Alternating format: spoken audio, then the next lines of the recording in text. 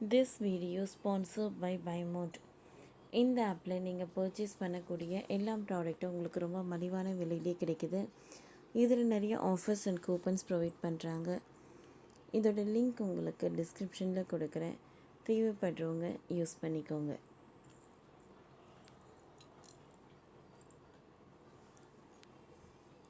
மகனுக்காக முட்டை அடித்த 17 லட்சத்தில் அன்னதானம் செய்த பவன் கல்யாண் மனைவி அண்ணா.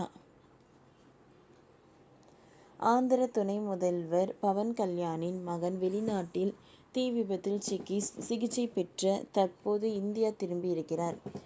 இந்த நிலையில் தனது மகனின் நலம் விரும்பி அவரது மனைவி அண்ணா திருப்பதி ஏழுமலையான் கோவிலில் முடி காணிக்கை செலுத்தினார்.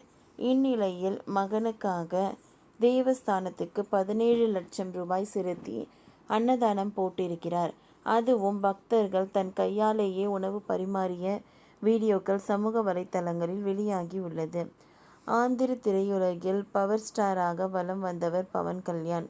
ஹாலிவுட் படங்களை மிஞ்சும் ஆக்ஷன் காட்சிகளாக பெயர் போனவர். தொடர்ந்து சினிமா போலவே அரசியலிலும் அதிரடி கட்சி ஆரம்பித்தார். முதல் தேர்தலில் மண்ணை கவினாலும் அடுத்த தேர்தலில் பாஜக சந்திரபாபு நாயுடுவின் தெலுங்கு தேசம் கட்சியுடன் கூட்டணி அமைத்து வெற்றி பெற்றார். தொடர்ந்து துணை முதலமைச்சராகவும் வெற்றி பெற்றவர் பவன். அவரது மனைவி அண்ணா ரஷ்ய நாட்டை சேர்ந்தவர்.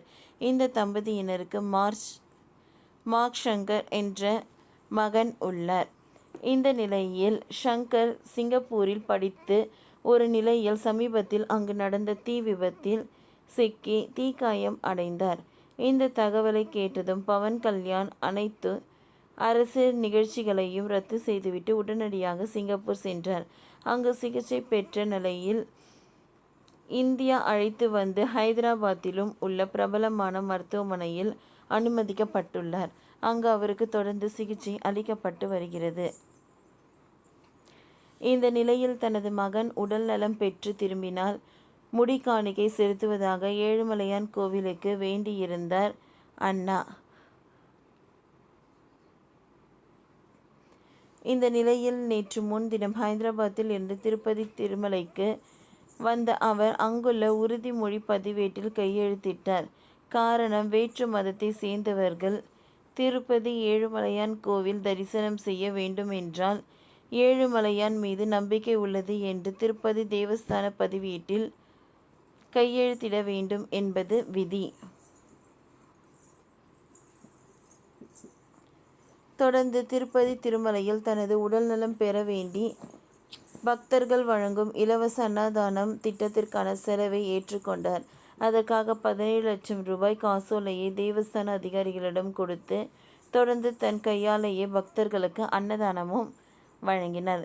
தன்னுடைய மகன் மார்க் ஷங்கர் ஏழுமலையான் அருளால்தான் தீ விபத்தில் சிக்கினாலும் உயிர் தப்பினார் என்று அதற்கு நன்றி தெரிவிப்பதாகவும் அவன் விரைவில் உடல் நலம் பெற வேண்டும் என்பதற்காக ஏழுமலையானை மனதார வேண்டிக் கொண்டதாக அண்ணா கூறியுள்ளார். இந்த நிலையில் தற்பொழுது அவர் முடி காணிக்கை செலுத்திய வீடியோக்களும் அன்னதானம் செய்த வீடியோக்களும் சமூக வலைத்தளங்களில் வேகமாக பரவி வருகின்றன.